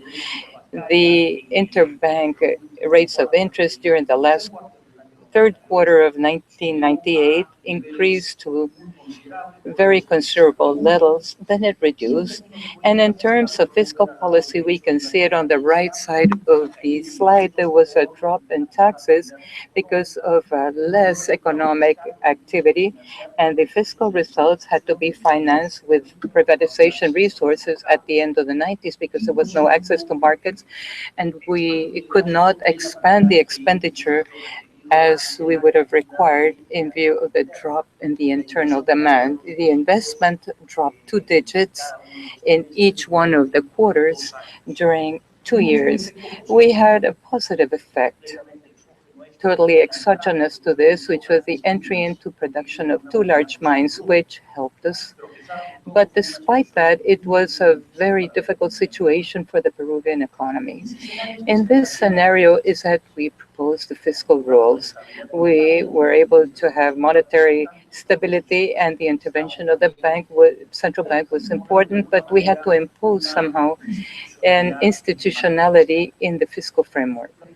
The first law of prudence and fiscal transparency was in 1999. At the end of that year, established a fiscal deficit of maximum 1% of the GDP, an increase of the real expenditure of the general government less or equal to 2%. At that time, the potential rate of growth of the economy was estimated at 3% about, and the clauses of convergence. The deficit at that time, if you remember, was above 3%.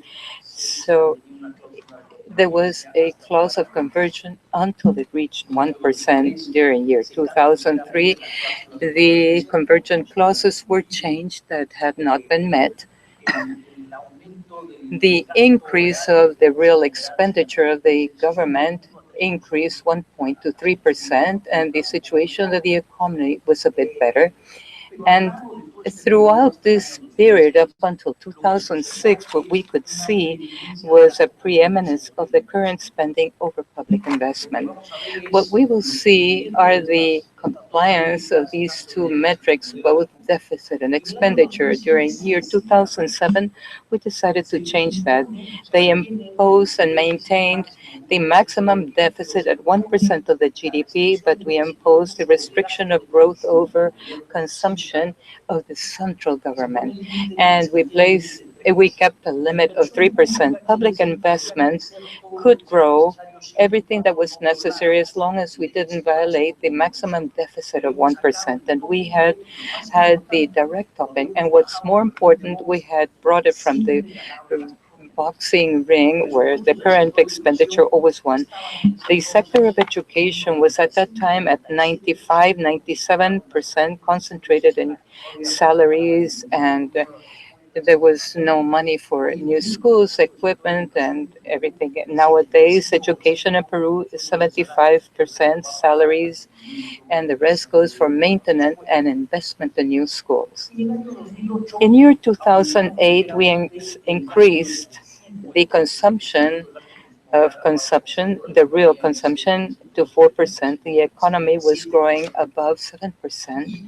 And we had to make a maintenance expenditure. And this maintenance is considered accounting-wise as current expenditure. In 2013, this new government took the decision of pass a structural deficit, maintain the 1% as a signal, but pass the structural deficit. I think it's a bad idea, but I'm going to give you some ideas of why it's like that. Another point that is fundamental, more than the fiscal rules and legality, is that they were not only based on the documents approved by the Congress and the regulations, but in a conviction of the Peruvian society that we could not go anywhere with fiscal indiscipline. And that increase of the inflation at the level of 7,650 per year indicated that the real salary, the purchasing power of teachers and doctors reduced to 1/6 before the hyperinflation period. The lesson of all this is that the fiscal crisis, the one that hits the hardest, are the workers and the people who work for a salary. But more than that, backed by the feeling of society that the fiscal discipline is fundamental, the budgetary practices helped a lot. They institutionalized the multi-annual frameworks that were done. We're doing projections for 3 years and on, and their year T that we see, that's the year of execution of the budget. This was done in function of stops that had been approved the year before. In May, they present a multi-annual framework where they set the ceiling of expenditure. They're not talking about sectors. There's a maximum ceiling of expenditure. This is approved by the cabinet. It goes to an independent unit that is the Central Bank of Peru. The Central Bank makes an independent report if the suppositions are favorable and if it's going to grow the way it's said, if the GDP is going to grow in the terms that are being presented. It issues a report that goes before Congress and goes to the controllership of the Republic. Once that ceiling has been approved, it's divided by sectors. And then it goes to the Council of Ministers, where the ministers have to fight one against the other in function of that maximum ceiling of expenditures. So there is no possibility to jump that ceiling because it was agreed in a previous meeting of the Council several months before, and this helped to discipline the decisions of expenditures that were taken within the cabinet. And then the following periods, they had the execution and the monitoring and reports of the compliance of the budgetary goals. What did we do in the compliance? More or less, we didn't really hit the objective or meet the objective, but what we see here is in terms of the fiscal results, so the red part is the ceiling of the fiscal deficit that must be met with by law. And the most important thing is that when prosperity came, we had a strong hold. It was very difficult to violate the fiscal rule.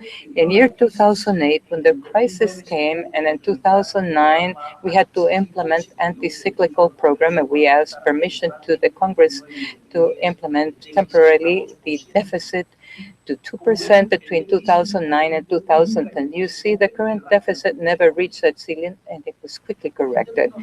In terms of expenditure, we also didn't go so good. The outlier is 2005, which is the last year of President Toledo's administration. The current expenditure jumped excessively, and then it entered into the zone of the ceiling. But what's important is that public investment that didn't have a direct ceiling started to grow to by 2 digits. Of course, when one says, here there's 100 for current expenditure, and it's an increase in salary, execution is immediate. When one says there's 100 for a road, you have to prepare the study. So there's always a certain delay with which you start making a road, but you don't earn the expenditure immediately.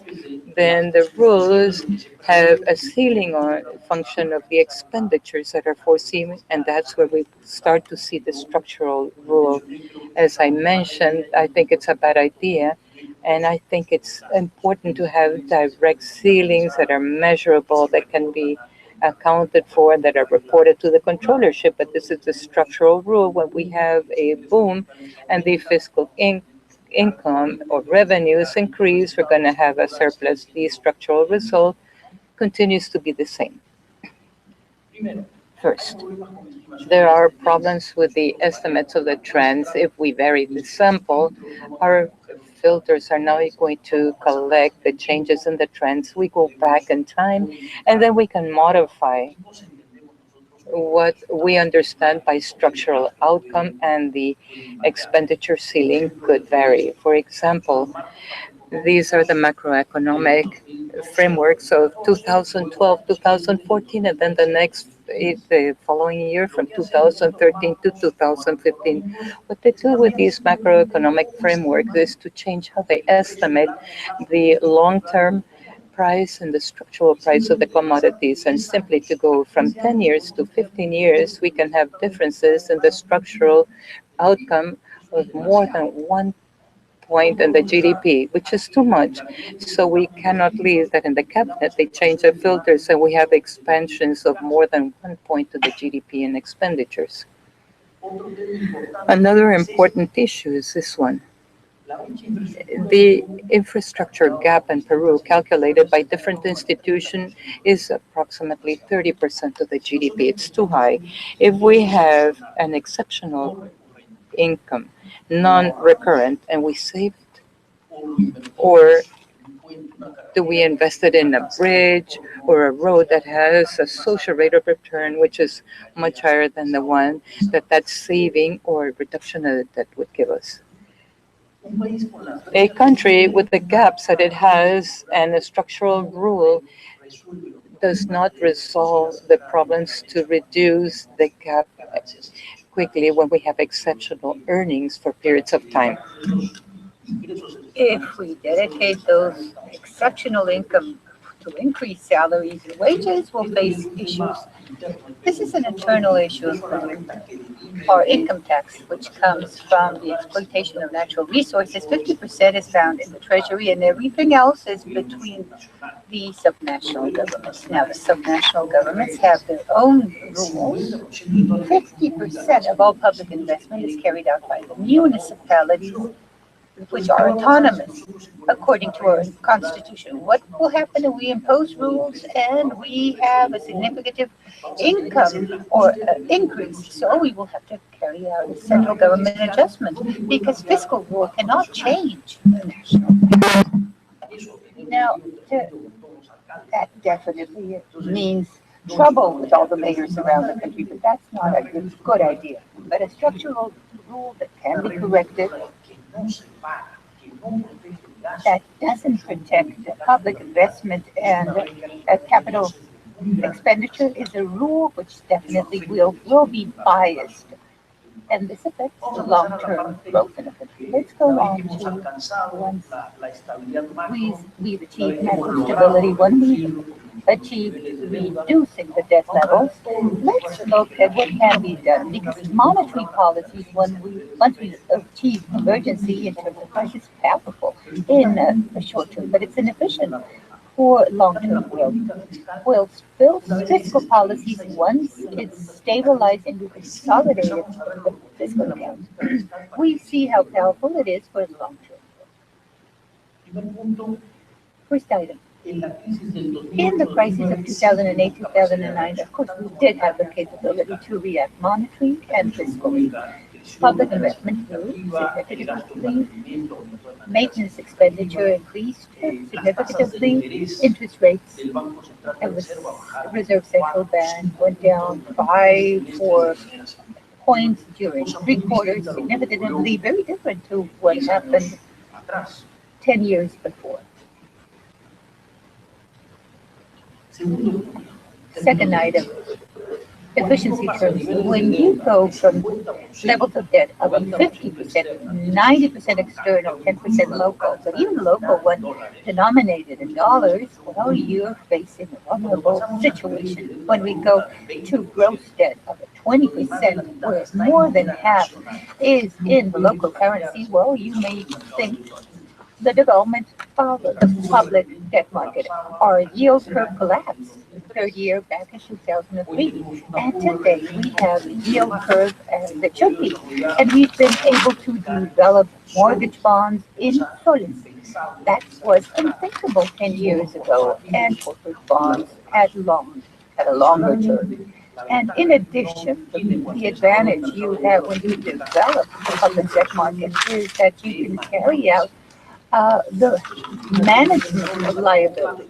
We issue long-term soles, we buy dollars, and we prepay external debt. And we help the central bank concerning stabilizing the currency in 2006, 2007, and half of 2008. In Peru, we were able to stabilize between $6,000 and $7 billion, which of course the central bank will be able to have a greater exchange in the currency, and reduce volatility, which was an issue for certain countries prior to the crisis in terms of efficiency and equality, to increase public investment from inferior levels of 3%, which gave us, as a result of fiscal adjustment, the crisis of 2009, to levels near 6%. Of course, it has a dramatic impact in the long-term growth.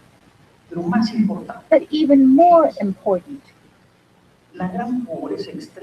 extreme poverty in Peru is concentrated in the rural areas of the southern part of the country. Now, with the increase of investment in highways, we were able to reduce connectivity in the rural areas from 9 hours to the nearest marketplaces, more or less to about 4-hour period. And this had direct impact in the income these people received. This is an independent research of 2013. It's not an economic analysis. I haven't brought the research because it really scares us, because it shows that in 100 years, the real income of the population of the southern region of the country hadn't gone up at all. Now, another interesting issue comes about when we face state failures, which mean low capability, low execution capability.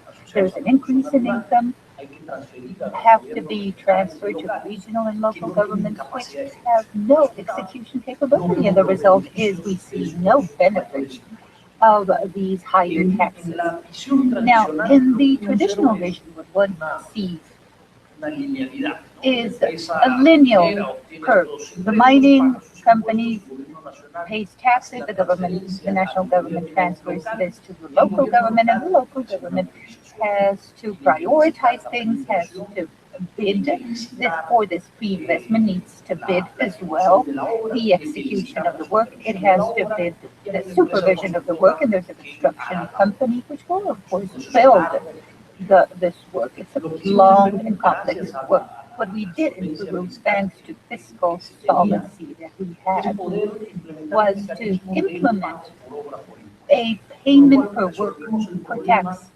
So we solved the issue of a failure of the state and a failure of execution from the local government. The local government prioritizes and says, I want this highway. And it may be a company, a mining company, that says, okay, we'll carry out this work. Why? For social responsibility. Once I finish this work, the local government gives me acceptance and amounts which are estimated in the pre-investment studies. And after acceptance, I receive documents or certificates on behalf of the Public Treasury Department. And when I have to pay my income tax, that's when I deliver these certificates. And when the national government has to transfer to the local governments, they deliver these certificates. So that's how we solve an execution capability issue. And this is all new mechanisms, has a learning curve. And the results that we have at present in investment commitments are quite significant. As this is open and free, there are certain regional governments a little bit tend more towards these mechanisms, and there are others that don't wish to know nothing about them. But in some way, we introduce mechanisms that improve efficiency. Another crucial issue is stability in the expenditure patterns. Everything that has to do, especially with social programs and with interaction with the private sector. There is nothing more negative than housing programs with public subsidy that are placed a specific year and then removed the following year. Why? Because there's a delay in the construction companies to build, to obtain plots of land. So therefore, predictability for these construction companies for a 3-4 year period, of course, therefore it allows an important project pipeline. APP is exactly the same thing, maintenance as well. What is reduce immediately when there is a lack of liquidity? Maintenance. Two-layered highway with no maintenance in a 4-year term, well, you have to rebuild it again. For every sol that has been invested maintenance. If you maintain it, well, you will save $10 for each soy. I don't know how are we doing with time. Another issue has to do with fiscal efficiency. Our fiscal systems are inefficient due to harsh decisions we've had to take in moments of extreme liquidity. When the month of November arrives and you don't have cash to pay teachers, we impose absurd taxes. So what did we do? Tariffs were reduced significantly. This is the average one. The effective tariff, considering the amount, which is almost near zero, and according to the Heritage Foundation, the Peruvian economy at present is considered one of the 7 largest. I don't know the details of Central America, but considering the 7 largest, it's the most open one, and even more open than Chile. And when we lowered tariffs, we didn't have to increase taxes to compensate the loss of fiscal revenue. Now, the other issue is taxes on fuel. There was a significant reduction, as you can see on the document in front of you, and especially on issues concerning fuels, there was taxation on them according to how harmful they are, which is the fuel that is used the most, where there is least social pressure, which sometimes, they're the ones that contaminate the least, and that's where they place highest taxes for collection purposes. Something additional that was done was an improvement in efficiency, in taxes, tax efficiency, and equity. We have a country divided in 2. The jungle area, well, pays no taxes. Why? It's a national contract. So what did we do? We told them, okay, let's change. Let's keep this contract.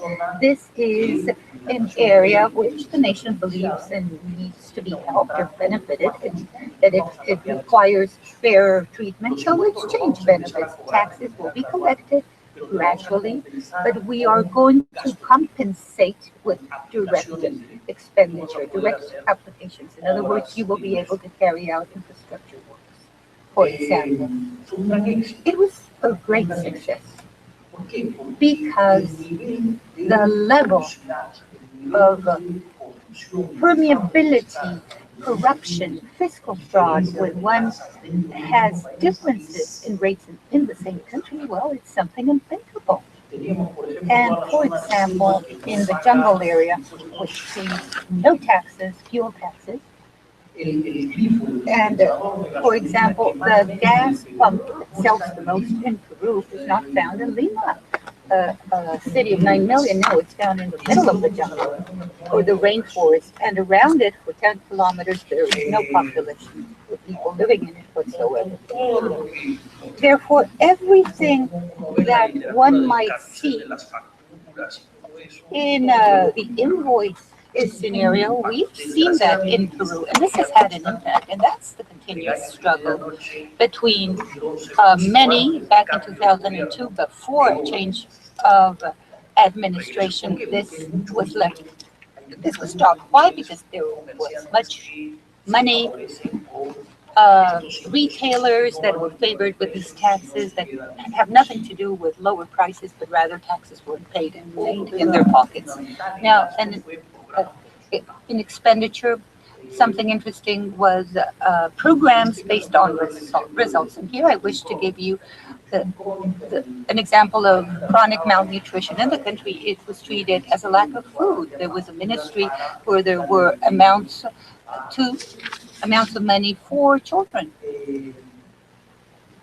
But we all know that malnutrition is originated by diseases. There are like 15 crucial causes for chronic malnutrition. The 2 main ones we're taking care of with direct intervention: vaccination, counseling, growth control and development of children, maternal lactation, care when food was prepared, and other things like, for example, drinking water, housing with no smoke. So that would allowed us to identify needs and to attack directly with key interventions. And what we saw was that it was a budget that didn't reflect the reality. There were regions that received majority of this budget for chronic malnutrition where there was no severe issue concerning malnutrition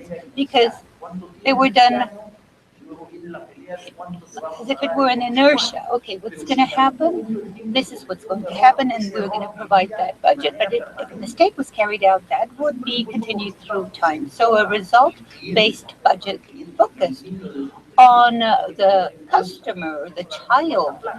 You need to take into account not only the people, but the cost of these inputs. And if we are capable of providing these inputs to direct applications. So they hired nurses that never achieved and never got to these rural areas. So proper follow-up had to be carried out and to control the three management flows, not only the budget. Okay, you hired the nurses. Are you paying? Are they working? Are they on site? This is permanent monitoring. And the result was just amazing. If you can see up on the chart on the left-hand side, the reduction of chronic malnutrition when we started this was significant. Now it's a 14%.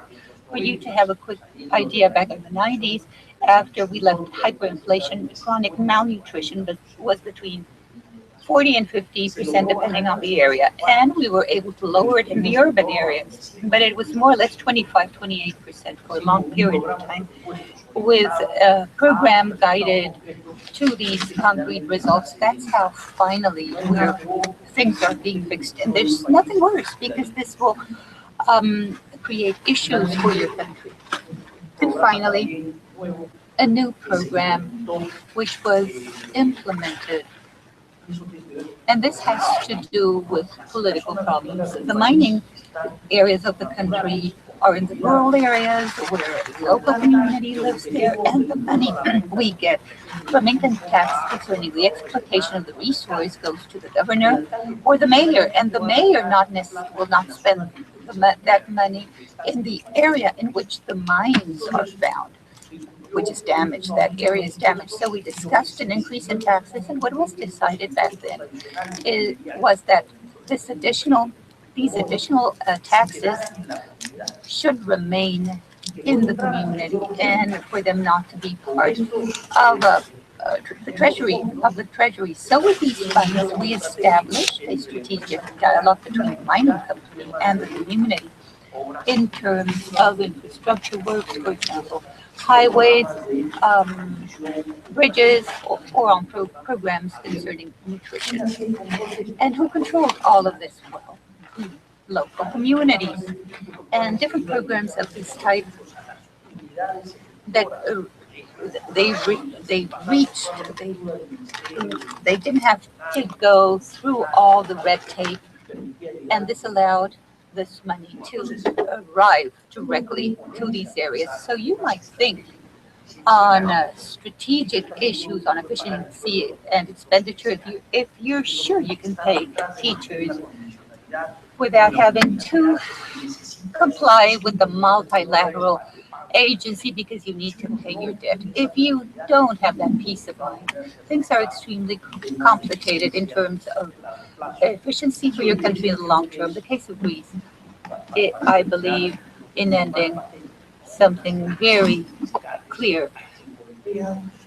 Fiscal crises definitely strike workers. When there is a boom, an increase in debt, wages increase, salaries are translated into consumption. Consumption is translated into greater income for entrepreneurs, wealthier people, and this revenue is translated into assets. And when issues begin in a country, those assets leave the country. So we have a real fall in wages and unemployment. Fiscal responsibility is crucial for long-term growth. Thank you.